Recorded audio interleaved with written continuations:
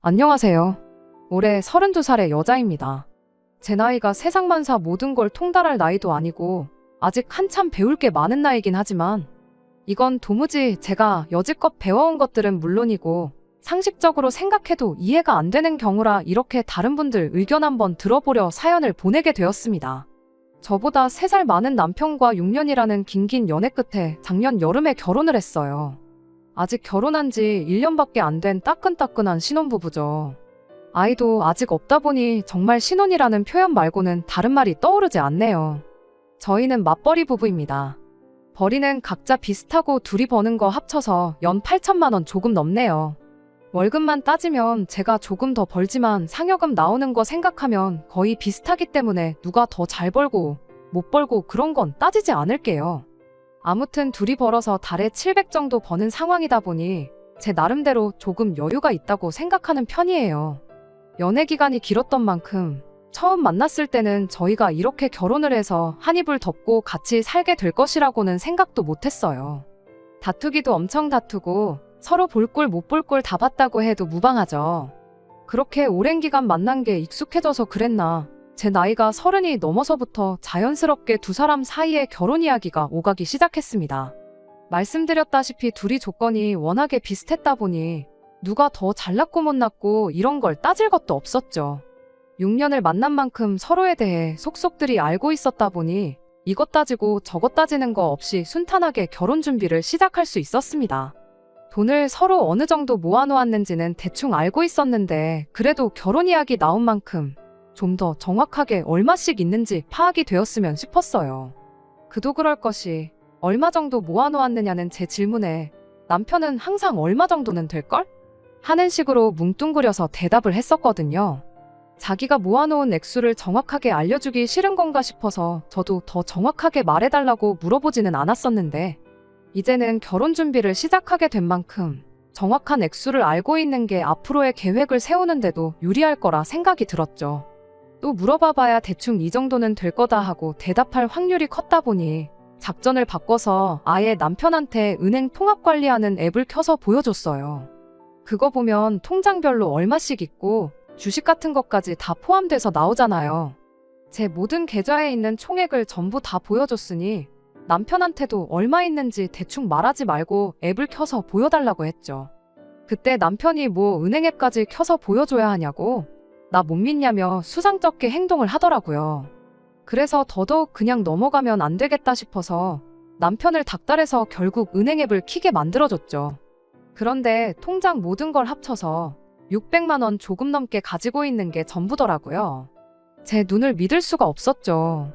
그나마도 600만 원 들어있는 통장이 주택 청약 통장이었고 그 외에 통장 한 개에 푼돈 찌끄러기 하나 있는 게 전부였어요.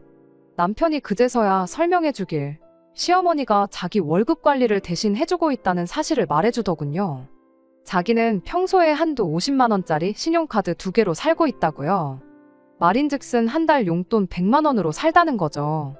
카드가 2개인 이유는 하나는 한도까지 다 써도 되는 진짜 용돈 카드고 나머지 하나는 아낄 수 있으면 최대한 아껴서 쓰는 비상금 카드라더군요. 청약통장 제외하고 통장에 10몇만 원 찌끄러기 남아있는 건 통장에서 이거 나가고 저거 나가고 남는 잔돈들이 자연스럽게 모인 거래요. 그건 약간 보너스 느낌으로 어느 정도 모일 때까지는 절대 안 건드리는 그런 돈이랍니다. 나름 합리적으로 돈 관리를 하고 있는 것 같긴 했지만 솔직히 그 대답을 처음 들었을 때는 정말 뭐라 표현할 말이 따로 없을 만큼 처참한 기분이었습니다. 35살 먹은 남자가 아직도 용돈을 타서 쓴다는 건 제 상식선에서는 정말 이해할 수가 없었거든요. 그리고 6년이라는 긴 시간을 만났는데 어떻게 그런 걸 하나도 몰랐나 싶기도 했죠. 오래 만난 만큼 속속들이 이 사람을 알고 있어서 이젠 내 가족같이 익숙하고 편해서 결혼을 결심한 이유도 큰데 이미 시작부터 내가 이 사람의 모든 걸 알고 있는 게 아니었구나 하는 생각이 드니 그것도 기분이 참 그랬어요. 그때 남편한테 어떻게 그 나이에 아직도 엄마한테 돈을 맡기는 사람은 처음 봤다고 했는데 남편은 그걸 제가 마마보이라고 하는 거라 생각했는지 격한 반응을 보여왔습니다. 자기가 마마보이라서 엄마한테 돈을 맡긴 게 아니라고요. 원래 직장생활 처음 시작했을 때는 직접 돈을 관리했다고 합니다. 그런데 자기가 씀씀이가 엄청 큰 편이다 보니 그때는 저축이라는 거 따로 하는 거 없이 그냥 월급이 들어오면 들어오는 대로 쓰기 바빴답니다. 나중 가선 당시 취직안 한 친구들 물주노릇까지 하면서 없는 술자리 일부러 만들어서 안 써도 되는 돈을 쓰고 올 만큼 과소비가 심했다네요.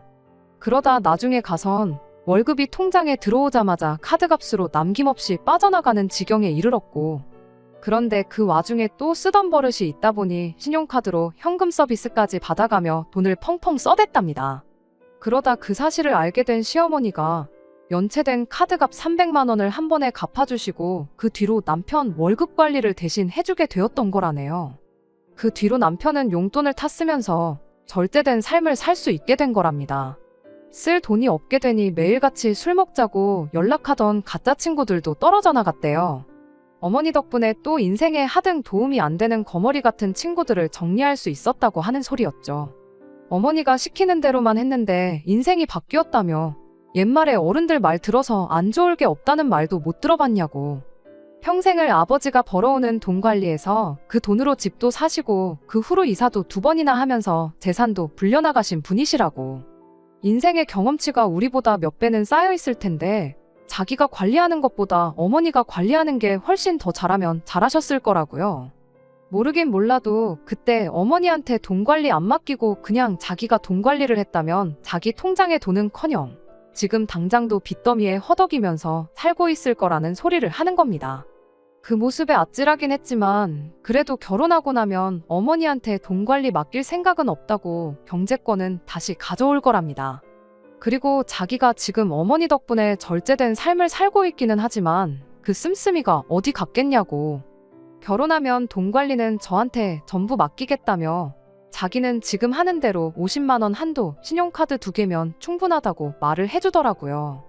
그 말에 그래도 어느 정도 안심이 되었죠.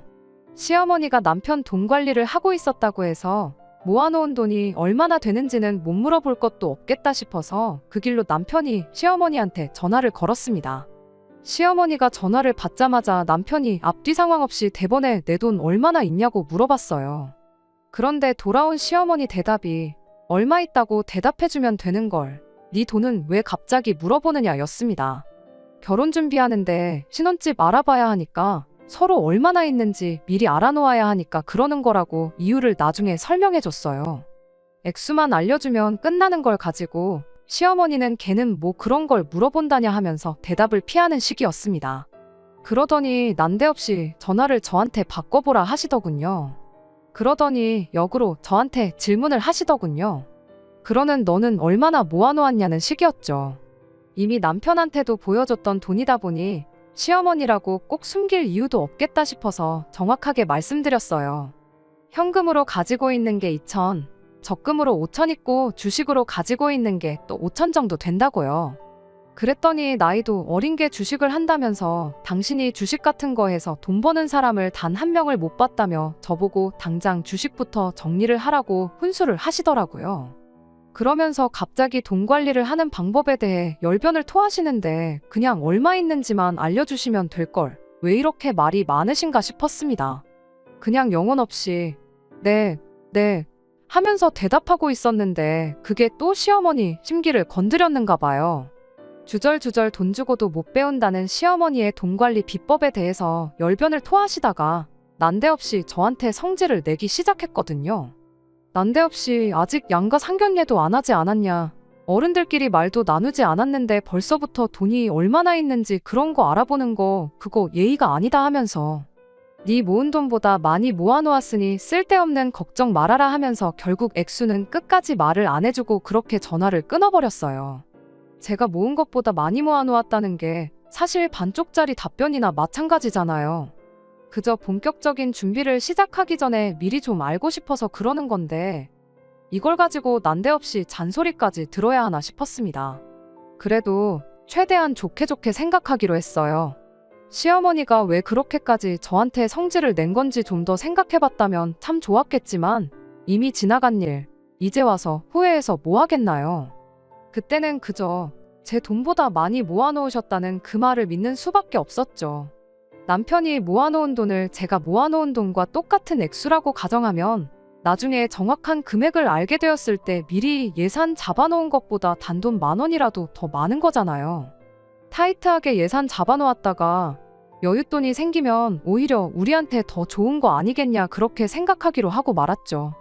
암만 저보다 더 모았다고 해봐야 둘이 벌이가 비슷한데 어머님이 암만 아끼고 잘 모았다고 해봐야 그렇게 큰 차이는 없겠구나 싶었거든요. 게다가 남편이 용돈으로 매달 100만 원 정도 가져가는 것도 알고 있었고 그 외에 보험이라든지 포뇨금이라든지 그런 것도 따로 남편 월급에서 나가고 있는 것도 알게 되었으니 대충 계산해보면 정말 저랑 모아놓은 돈이 큰 차이가 없겠구나 그런 생각이었어요. 더 모아놓았다고 한들 그게 뭐 10억, 20억 더 모아놓은 것도 아닐 텐데 액수가 정확히 얼마인지 집착할 필요는 없겠다는 생각이었습니다.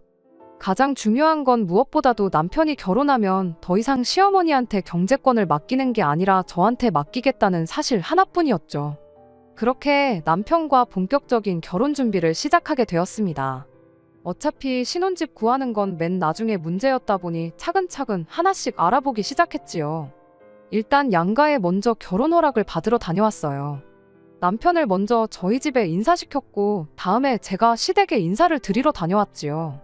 제가 시댁에 갔던 날 시어머니는 굳이 대신 관리해주고 있던 남편 돈에 대해서 언급을 하지 않았습니다. 진짜로 양가 상견례가 있는 날까지 안 알려주시려는 건가 그렇게 생각하고 말았죠. 굳이 거기서 돈 이야기 꺼냈다가 또 한바탕 하는 것보다 직접 말해줄 때까지 기다리는 게 맞다고 생각했어요. 어차피 남편이 모아놓은 돈이나 내 돈이나 똑같은 액수라고 생각하기로 했다 보니 저도 더 이상 궁금해하지 않기로 생각을 했거든요. 그런데 정작 상견례 날에도 예단이니 예물이니 그런 이야기만 주고받을 뿐 남편의 돈에 대해서 따로 말을 해주지 않았습니다. 그때쯤 되니 안 알려주는데 다른 이유가 있는 게 아닐까 하는 생각이 들기 시작했고 그 생각은 걱정거리로 바뀌어 조바심까지 나기 시작했어요. 한편으로는 설마 자식 돈인데 그 돈으로 뭘 했겠어 싶었지만 굳이 끝에서 끝까지 안 알려주는 이유가 무언가 싶었어요. 남편이 모아놓은 돈이 얼마나 되는지 알게 된 건 결혼 준비가 어느 정도 막바지에 이르렀을 무렵이었어요.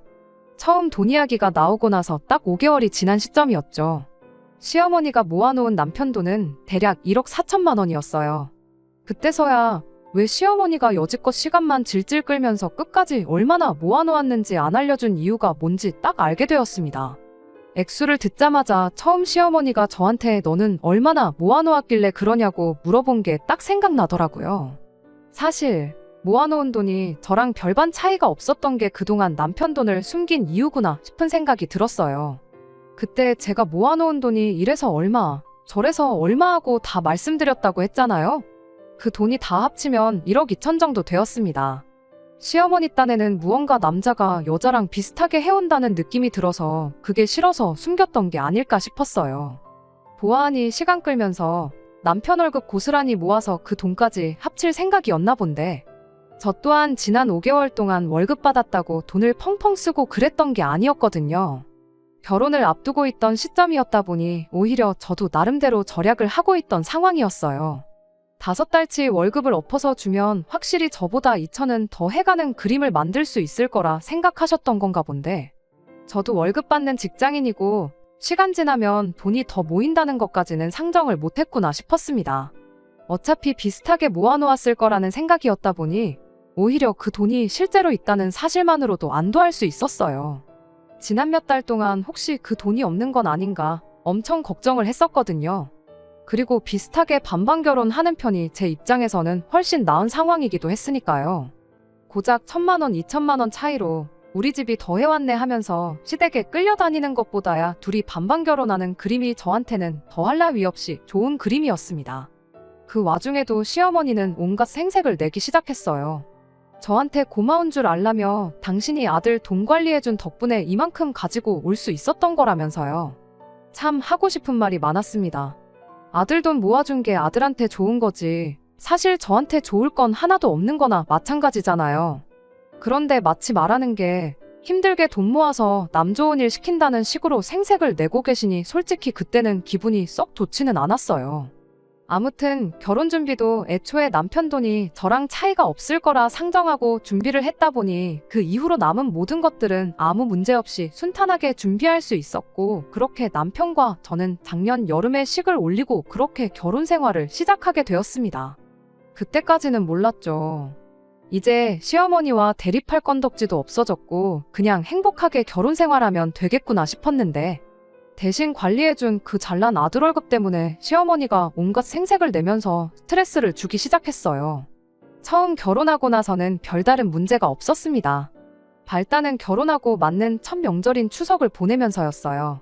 명절이다 보니 양가에 100만 원 봉투 하나씩 만들어서 두둑하게 준비를 했는데, 시어머니 반응이 내가 니들한테 해준 돈이 얼만데 용돈이라고 고작 이것밖에 안 주냐며 짜증을 내기 시작했습니다. 솔직히 어머님 아버님한테 100만 원씩 200을 드렸는데 그 정도면 결코 적게 했다고 보지 않거든요. 첫 명절이니만큼 남들이 평균적으로 한다는 것보다 훨씬 많이 준비한 건데, 꼭 고맙다는 말을 듣고 싶었던 건 아니지만 이것밖에 안 주냐고 한 소리 들을 줄은 정말 생각도 못했습니다. 심지어 남편이 여지껏 직장 생활하면서 벌어온 월급을 모아주기만 하셨을 뿐인데 그 돈이 마치 당신이 저희 결혼할 때 얼마 큰 돈 해준 것처럼 말까지 하는 게 어이가 없었어요. 저도 500만 원 정도 덜 해오긴 했지만 따지고 보면 똑같이 해온 건데 굳이 시어머니가 그렇게 우겨댄다고 해서 시어머니 요구를 들어줄 필요도 없었죠. 그런데 그런 식으로 시어머니와 불화가 계속되니 결국엔 남편이 버티지 못하고 중재안을 꺼내더군요. 그럴 게 아니고 그냥 매달 어머님한테 용돈으로나마 30만 원 정도 보내드리면 어떻겠느냐고요. 그리고 명절이나 생신 때 드리기로 했던 돈도 100만 원씩이 아니라 남들 주는 만큼만 줄이기로 하고요. 시아버지는 용돈 그런 거 따지는 분이 아니시니 매달 보내드리는 30만 원에 당신 목도 포함돼 있다고 생각하실 거라고, 그렇게 해서 총액을 따지고 보면 결과적으로 시어머니 용돈이라고 나가는 돈이 특별한 날이라고 100만 원씩 드리는 거랑 비교해보면 조금 더 드리긴 하겠지만 그게 당장 우리 가게에 큰 타격을 주는 것도 아니지 않냐며 저를 설득해왔어요. 제 생각에도 나름 합리적인 방안이라고 생각해서 그러기로 했죠. 그런데 또 그 다음번 명절인 설이 돼서 그때는 또 저번엔 100만 원을 주더니 이번에는 절반도 안 되는 돈을 용돈이라고 가지고 왔냐면서 엄청나게 성질을 부려대셨죠. 그때는 잔소리 하시는 거 그냥 한 귀로 듣고 한 귀로 흘렸는데, 몇 달 전 어버이날에 남편이 또 잔소리 들을 수도 있는데 이번엔 그냥 100만 원을 드리는 게 어떻겠냐고 물어오더군요. 해주고도 욕먹는 게 싫어서 결국 그렇게 하기로 했는데, 얼마 전 시어머니가 내가 뭐 애들도 아니고 한 달에 용돈이 30만 원이 뭐냐며 못해도 100만 원씩은 받아야겠다는 연락을 해왔습니다. 당신이 아들 대학 다닐 때도 용돈을 그것보다는 많이 줬다면서 요즘 물가가 미쳐 날뛰는데 30만 원 가지고 뭐 어디다 쓰냐고 그걸 돈이라고 주냐면서 말이죠.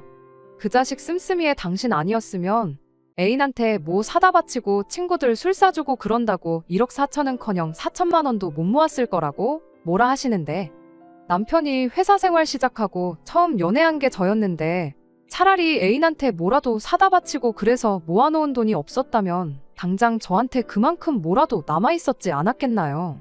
정말 어이가 없었죠. 상대할 가치도 없는 시어머니 요구에 저는 뭐라고 말도 제대로 안 나오는데 남편은 그러지 말고 그냥 그 돈 드리잡니다. 맞벌이 하는 만큼 벌이도 늘어났는데 못 드릴 게 뭐가 있냐고, 그 정도 드려도 우리 사는데 아무 지장 없지 않냐는 거예요. 어이가 없어서 맞벌이 한다고 벌이가 늘어난 건 또 어느 나라 계산 방법이냐고 남편한테 따져 물었죠. 둘이 버는 걸 합친 거지 월급이 오른 것도 아닌데 말도 안 되는 헛소리 좀 하지 말라고. 1년에 시어머니한테만 1,000만 원을 넘게 갖다 바치게 생겼는데 오히려 벌이가 줄어드는 거 아니냐고 한마디 따졌죠. 그랬더니 남편이 결국엔 시어머니랑 똑같은 말을 하는 겁니다. 그래도 어머니 덕분에 자기가 돈을 그만큼 모은 거 아니겠냐고요. 어머니 아니었으면 당장 우리가 이렇게 누리고 살 수나 있었겠냐고 한마디 하는 겁니다. 그래서 시어머니한테 하려다 말았던 말을 남편한테 했어요. 어머님 말 맞다나 당신이 직접 돈 관리를 했어서 애인한테 뭐라도 사다 바쳤다면 당장 내 손에 뭐라도 남아있지 않았겠냐고. 차라리 그게 훨씬 나았겠다고요. 그 돈이 당신 좋으라고 모아준 돈이지 당신도 그렇고 어머님도 그렇고 왜 자꾸 그걸 날 위해서 모아준 것처럼 말하는 거냐고 따졌더니 남편이 끝까지 그래도 그 돈이 있었으니까 결혼이나마 할 수 있었던 거 아니겠냐고 그러는 겁니다. 지금 우리가 행복하게 살 수 있는 건 전부 시어머니 공이 크다고 기어이 어머니 요구대로 달 100만 원을 드리겠다고 고집 부리는데 결국 그것 때문에 대판 싸우고 현재는 서로 말 한마디 주고받지 않는 냉전 상태예요. 차라리 그 돈이 없었다면 사람 됨됨이라도 더 자세하게 봤을 것 같아요. 6년 만나면서 모아놓은 돈 한 푼도 없었을지라도 인생에 좋은 동반자가 될 수 있는지 아닌지 그런 부분을 말이죠. 그런데 이제 보니 사람 됨됨이가 아주 꽝이니 그게 문제였죠. 이런 사람인 줄 알았다면 모아놓은 돈이 그만큼이 아니라 그거의 2배, 3배가 있었어도 결혼을 다시 생각해봤을 텐데 싶어요. 남편은 끝까지 자기가 돈이 없었다면 이 결혼도 없었을 거고 꼭 시어머니가 돈을 대신 관리해준 게 아니라 자식된 도리로 그 정도 드리는 건 아무 문제가 없다고 우겨대는데 아무리 몇 번을 다시 생각해도 결혼 전에 자기 결혼 자금 모으는 게 자기를 위해서 모으는 돈이지 배우자를 위해서 모으는 돈은 아니라는 게 제 생각이거든요. 그런데 귀에 딱지가 않게 같은 소리를 들어서 그런가 어쨌든 결혼해서 그 덕을 보고 있으니 그게 저를 위한 돈인가 싶기도 해요. 도무지 의견이 좁혀지지가 않아서 다른 분들 의견은 어떤지 한번 물어보고 싶어 이렇게 사연을 보내게 되었습니다. 그냥 효도하는 셈 치고 그 돈을 보내드리는 게 맞는 건가요? 안녕하세요. 지난 여름쯤에 시어머니 용돈 문제로 사연을 보냈던 쓰니입니다. 결국 남편과 이혼하게 되었는데 그 이야기를 하려고 이렇게 다시 사연을 보내게 되었습니다. 그날 이후로 결국 남편과는 의견을 좁히지 못했습니다. 다만 제 고집에 용돈을 30만 원 드리는 걸 유지하는 쪽으로 최종 합의가 되긴 했어요. 남편은 끝까지 못마땅해 했지만 경제권을 저한테 넘기기로 했는데 남편 입장에서는 그만큼이라도 보내드리는 게 맞겠다 싶었는지 결국 제 의견을 따라주더군요. 그런데 문제는 시어머니가 돈 얼마 모아주고 그런 게 중요한 게 아니었어요. 용돈 문제만 해결되면 남편과 아무런 문제도 없겠다 생각했는데 어마어마한 게 저를 기다리고 있었습니다. 시어머니가 콕 집어서 100만 원을 요구한 데에는 다 이유가 있었던 거죠. 애초에 시어머니가 모아놓은 그 1억 4천이 남편 돈이 아니었던 게 문제였어요. 그 부분은 남편도 모르고 있었습니다. 용돈을 30만 원만 드리기로 하고 나서 시어머니가 더 이상은 이렇게 못 살겠다며 저희 집에 짐 싸들고 찾아왔어요. 용돈이랑 시어머니가 짐까지 싸들고 찾아와 합가를 하겠다는 게 무슨 상관인가 싶었는데 알고 보니 시어머니가 남편 돈을 해준다고 시댁을 담보로 대출을 받았다는 걸 알게 되었습니다. 말인즉슨 모아놓았다던 남편 돈은 사실 애초에 한 푼도 없었던 거나 마찬가지였던 거죠. 5개월 동안 돈 이야기 안 꺼낸 게 몇 달치 월급이나마 포함해서 모아놓은 돈 액수를 올리려고 시간을 끌었던 게 아니라 그 시간 동안 돈 빌리러 다녔다는 거예요. 당장 아버님이 일하고 있어 이자를 어찌어찌 낼 수는 있었지만 이자가 나가는 만큼 생활비가 줄어드니 버틸 재간이 없었던 거죠. 그리고 모르긴 몰라도 그동안 남편 월급 관리해준다는 명목하에 그 돈을 쓰고 싶은 데다가 펑펑 쓰셨던 것 같은데 그렇게 쓰다가 막상 아들 장가 보내고 이자 때문에 생활비까지 줄어드니 견딜 재간이 없었던 거죠. 그나마 어떻게든 저희한테 용돈이랍시고 100만 원씩 뜯어내 그걸로 이자 부담 줄이고 살아보시려고 했던 건데 제가 끝까지 용돈 30만 원 이상은 못 드린다는 입장을 고수하고 있으니 이젠 더는 이렇게는 못 살겠다 싶어서 짐 싸들고 저희 집에 찾아온 겁니다. 살고 있는 집을 아예 정리해서 그 빚을 갚아버리겠다는 소리였죠. 그리고 그렇게 되면 당장 살 곳이 없어지는 거니 저희 집에 들어와서 살겠다는 거예요. 일부러 겨울 되자마자 찾아오신 거 보면 이제 날 추워지는데 설마 자기들을 내쫓겠어 하는 생각으로 오신 게 아닐까 싶어요. 그렇게 쳐들어와서 오늘부터 나를 모셔라 하는 시어머니와 죽어도 그렇게는 못하겠다는 제가 대판 싸웠죠. 경비실에서까지 찾아와 주변 이웃들한테 항의 전화가 빗발친다며 저희를 뜯어말렸고 그래도 상황이 나아지지 않았죠. 결국 나중에 경찰분들까지 오셔서 그제서야 상황이 일단락되었습니다. 당장 집을 팔고 빚을 청산해서 찾아온 게 아니었다 보니 시어머니는 짐 싸들고 온 것만 두고 몸만 집으로 돌아가셨어요. 그것만 봐도 합가할 때까지 계속 찾아오겠다는 시어머니의 강한 의지가 다 느껴졌습니다. 그래서 남편하고 한참 동안 이야기했어요. 나는 이렇게 살 생각 없다고 말이죠. 하지만 그래도 부모인데 자식 입장에서 그런 어머니를 어떻게 두고 볼 수 있었겠나요? 남편은 끝까지 그래도 어떻게 이 상황에 모르는 척을 할 수 있겠냐며 저보고 어떻게 좀 안 되겠냐는 식으로 합가를 강요하더군요.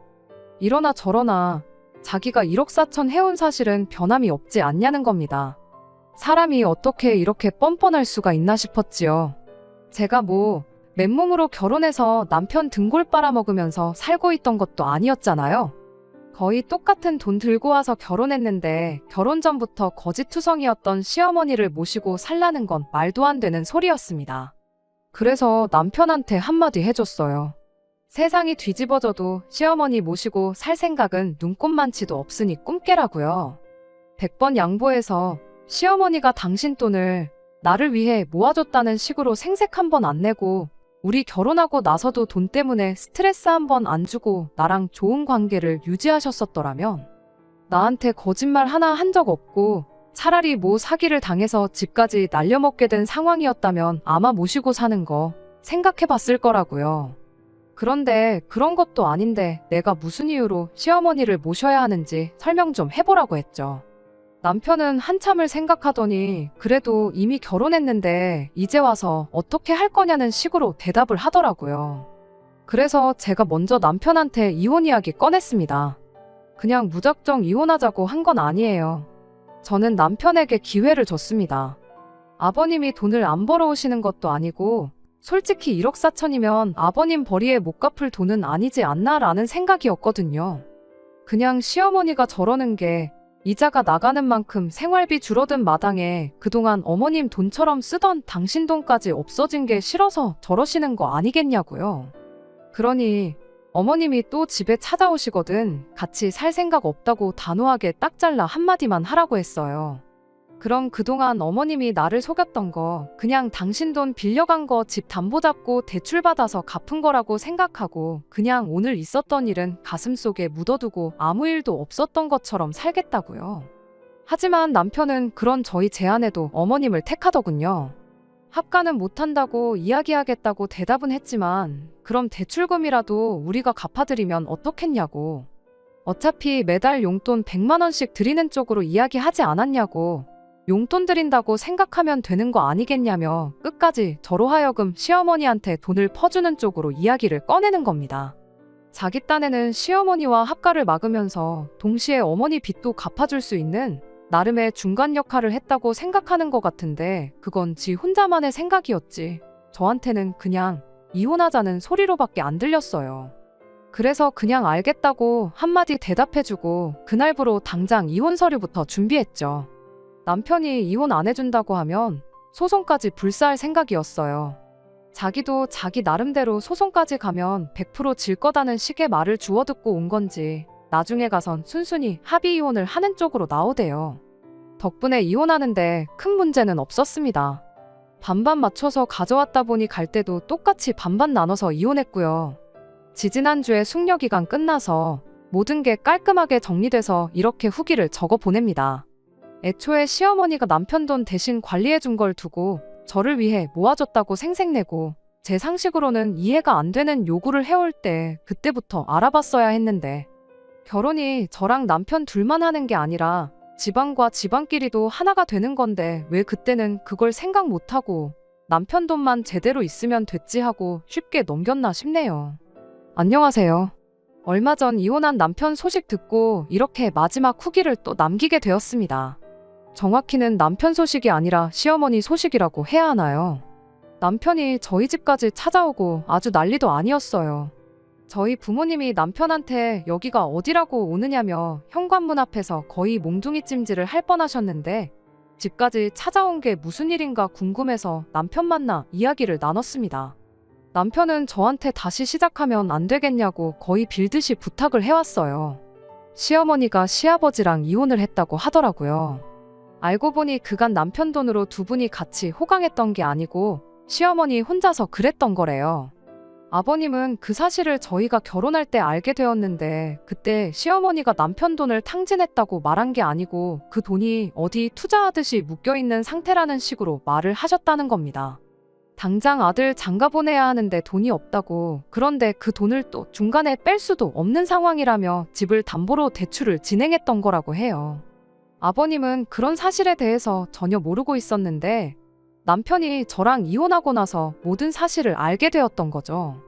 그리고 아버님이 당신 같은 사람하고는 같이 못 살겠다며 시어머니한테 이혼을 요구하셨다고 합니다. 이혼하면서 빚은 두 분이 나눠서 책임지게 되었지만 시어머니는 아버님한테 위자료까지 지급해야 하는 상황이 되었고요.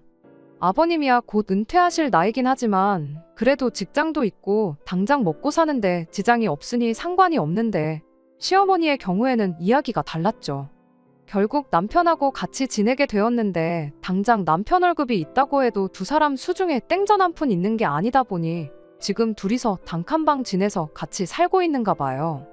그런데 그 와중에 시어머니는 늘어난 당신 씀씀이 때문에 정신 못 차리고 남편 월급 들어오는 족족이 쓸데없이 날려먹는 돈이 절반 이상이랍니다.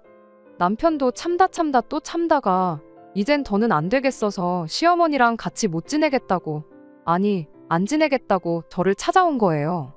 그래서 마지막으로 남편한테 한마디 해줬어요. 이제 와서 어머님 안 계신다고 내가 당신하고 다시 살아줄 줄 알았냐고요. 너가 나랑 이혼까지 불사해가며 택한 어머니지 않냐고, 그런 사람이 왜 이제 와서 말을 바꾸냐고, 평생 어머니 돈 줄 노릇 하면서 그렇게 살라 말하고, 오늘은 이렇게 이야기 들어주긴 했지만 다음번에 또 우리 집 찾아오면 안 그래도 우리 아버지가 벼르고 있던데 오늘처럼 아버지를 말리는 일은 없을 거다 한마디 경고해주고 집으로 돌아왔습니다. 1년 반 만에 이혼했다는 오명을 달고 살게 되었지만 이혼녀 딱지 달고 사는 편이 저런 시어머니 모시고 평생을 맘고생하면서 사는 것보다 100번 낫네요. 다른 건 모르겠고 남편 인생이 저렇게 꼬여버린 걸로 위안 삼으려고요. 끝까지 들어주셔서 감사합니다. 오늘의 사연은 여기까지입니다. 구독과 좋아요, 알람 설정 부탁드리고 더 좋은 사연으로 다시 찾아뵙겠습니다. 감사합니다.